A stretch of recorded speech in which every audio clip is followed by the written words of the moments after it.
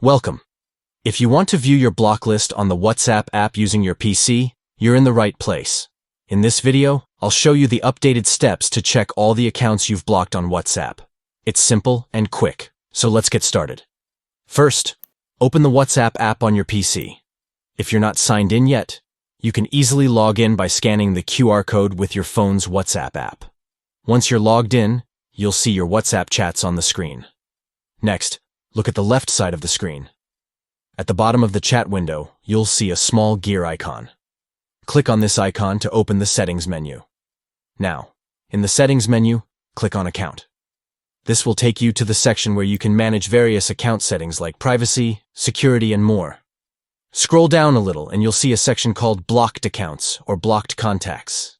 Here, you'll be able to see the number of contacts or numbers you've blocked on WhatsApp. It's a quick overview that shows the total count of blocked accounts. If you want to see the full list of blocked contacts, just click on this section, and you'll be able to review all the accounts you've blocked. From there, you can even unblock someone if you wish. And that's it.